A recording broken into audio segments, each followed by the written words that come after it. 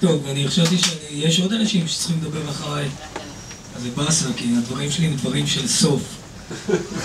היום אומרים להיות דברים של סוף. כן, זה לא לעורר מאוד. כן, יאמן, bless. אז give thanks most high empress, כולנו אפריקנים. מי זו אמא שלך? קודם כל, אף פעם לא סקלית, אתם בורחים. ישריו לביתך. כל הכבוד, עשית עבודה טובה. ימי, מתי. זה קטע שאני עושה עם בנות. יעל, טל. בקיצור, מתתיהו השמואלופי הוא ממש ידיד נפש.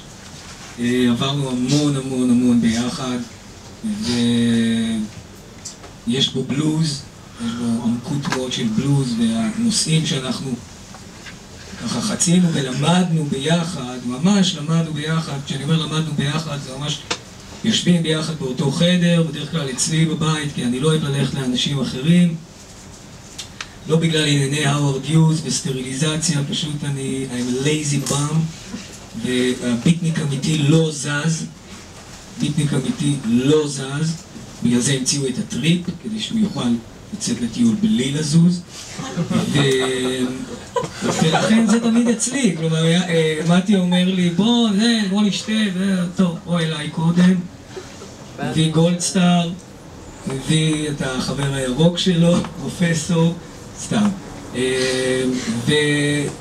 we're killing a night אצלי בבית, ותוך כדי זה אנחנו מדברים הרבה ולומדים, וביחד עם מתי אני גיליתי את ברנינג ספיר, זה נכון, את המוזיקה של הרסטפארי, ואומנם היו לי עוד מורים לעניין הזה, מתתיהו, אבל מבחינת מה זה מורה בכלל, מה זה מורה, כשאנחנו מדברים על מורה וחבר, אז באמת הטיעונים שהיו לי עם מתי לגבי האקדמיה, כי שנינו היינו צעירים מבטיחים, כן, סוג של, באמת, אפשר להגיד את זה, זה אף פעם לא גאווה כשאתה אומר לכולם שאתה לוזר, ואז פעם היית ממש גדול, זה אף פעם לא גאווה להגיד פעם אני הייתי גדול. because it's a dead thing, אתה כבר לא גדול. אז כשהיינו עילוי מבטיח באקדמיה ולימדנו ומלא כאילו עיניים בקפה וזה, מסתובבים כל מיני פרופסורים, ומדברים על כל מיני ביטויים, ופנומנולוגיה וכל מיני ביטויים כאלה, ונחמד, ודיאלקטיקה, ואופהייבן, והגל, וכל השיט. בקיצור, פתאום אנחנו הבנו שהחיים האמיתיים חולפים בסך, ושנינו בעצם נתקענו, בלי יכולת להשלים את המשימות האקדמיות שלנו, ותוך כדי זה פרינו ורבינו בתחומים אחרים, שהם במובן מסוים גם אנטי-אקדמיים, כל מיני חיבורים שנעשים בתוך הראש, פתאום אתה מגלה, זאת אומרת, המילה מזרחי הוזכרה כאן הרבה, צר לי, אני לא מזרחי, ההורים שלי הגיעו ממרוקו, ברוך השם, אני אפריקאי. I'm an African Jew, ולכן הבלוז הוא יותר קרוב לנפש שלי, ודברים יותר רחוקים מאפריקה, כמו למשל רגע יותר קרובים לפליט טועה אסיאטי. לצורך העניין שנקרא מזרחי. כן, שנקרא מזרחי, באמת מי שהולך למוזיקה אל-בגדדית, השלווה והנעימה. קולט טריפים של הבלוז באיזו ידעות מסוים. אז קודם כל מתתיהו, אני מאוד רוצה להודות לך, שאתה הכרת לי דברים נפלאים, וכל החיבור שלנו לתרבות הנגד, בכלל קאונטר קלצ'ר את לארג' מה שנקרא, למיסטיקה לא במובן, גם במובן הזה, אבל גם במובן הרציני, כן, מיסטיקה של מיסטיקנים קליניקות, כן, מיסטיקנים רציניים, אמן, תנו לי דוגמה למיסטיקנים רציניים, ג'רי גרסיה, כן? אני כבר חוטא, חבר'ה, אני רואה שאתם פחות משתפים פעולה עם עולם הדימויים שלי, אז את ההשקה של הספר שלי אני לא עושה כאן, ואני אזמין גם אנשים אחרים. אוקיי, לא, אבל כאילו אפשר להגיד מייסטר רייקארד וזה, אבל אתה יודע, הקסלי הרבה, וכל, באמת, כל המחשבות שלי בכלל על תורת הבלוז כאיזה מין יניקה שהיה קל לי להבין אותה בתור אחד שחקר חסידות דרך מתי, כל המובן של תנועת ההתנגדות השחורה בשנות ה-50 וה-60 בארצות הברית, הרבה דברים התחברו לי עד כדי כך שממש יכולתי לנסח בזכותו אמירות כלליות לגבי הבלוז שאני מחזיק בהן, שהיא תורה קיומית וכולי וכולי, אבל זה לא העניין. ולכן אני מאוד מאוד מודה לך, אתה אדם חכם, יש בך את סוד הצמצום, דיברו פה הרבה על הרחבה ועל תיאורים, זה נכון שאתה לפעמים מעייף אותי. כן, הרבה פעמים אתה באמת חופר ואין לי איך להילחם בדבר הזה, כאילו אני חייב להגיד לך את זה מתתיהו, והיה לי איזושהי... אני אפילו פעם אחת בגלל שהוא חפר לי נורא, פשוט נורא, אני השעיתי אותו משידור. זאת אומרת, הוא היה מתארח, מדברים מייקל מקס, מדברים זה, מרקוס גרבי, בוקר טי וושינגטון, אריה טאבמן, אריה ג'ייקובס, כל עבד שחור עשינו עליו תוכנית. כל תת פריצ'ר בניישן אוף איסלאם הקדשנו שעה, בגלי צה"ל, ברדיו של ה-IDF Soldiers, יאמן של הארמי, שם עשינו את התוכניות.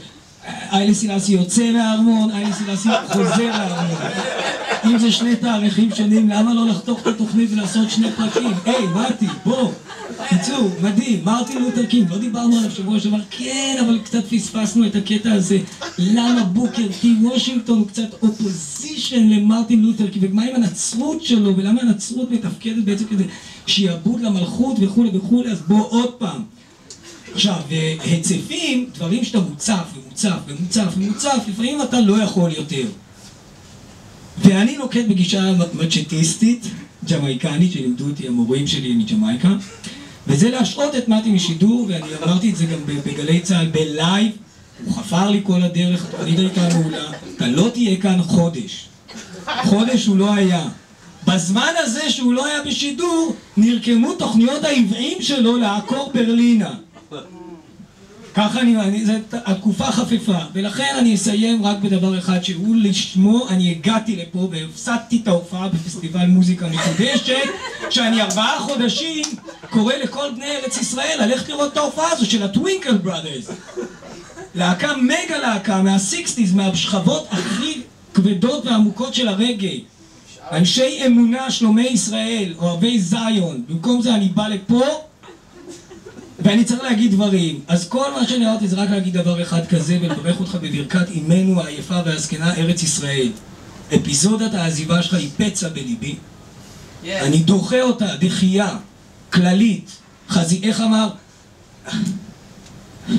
אמר משה שרת לבן גוריון? אני דוחה את ענותיו של בן גוריון הדיפה חזיתית כללית. היה על כיסא גלגלים נדר, זה היה סוף, בן גוריון רוצה, לא, בעדת ישיבה, שלו. זה אנחנו רואים את הדסטרוקציה של הגלות, אני לא צוחק, של הגלות, בעיקר זו הברלינית, על הנפש היקרה הזו של מתי. אם כן, אני פותח Head Start,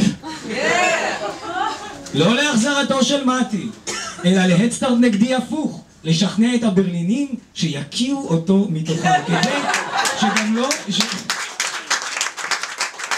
שלא תהיה לו את גבות הלב, מחכים לי פה, כן? I'm very important person, I'm מתי שמואלוב. אוקיי, אז give thanks, מתי, אתה גדול, אני אוהב אותך לאין קץ, והייתי ברור, דרך אגב, במסר שלי, נכון? זה לא השתמע לי 2 פעמים, כן? לא רוצים אונטר דן לינדן, לא רוצים אריך הונקר יותר, לא רוצים זיון, רוצים ג'רוסלם, רוצים זיון. זה מה שאנחנו רוצים, ורק פה יש אפשרות לכותב העברי לפרוח באמת, לרוות, כי זוהי ארץ בעולה. ככה נקראת ארצנו, ארץ בעולה, ארץ שבועלים אותה ועושים איתה פריון ותולדות. בכל מקום אחר זה זמן מושעה, אתה כמו לוויין חיוור, שסובב סביב איזה ביליארד עם טורקים וכל וואו, איזה כיף, שיחקתי ביליארד עם גולי טורקים שגם אחר איזה חתיכת חשיש ואיזה פארק ללא זהות מינית, איזה יופי, איזה כיף מדברים, וואו, ביי, התראות.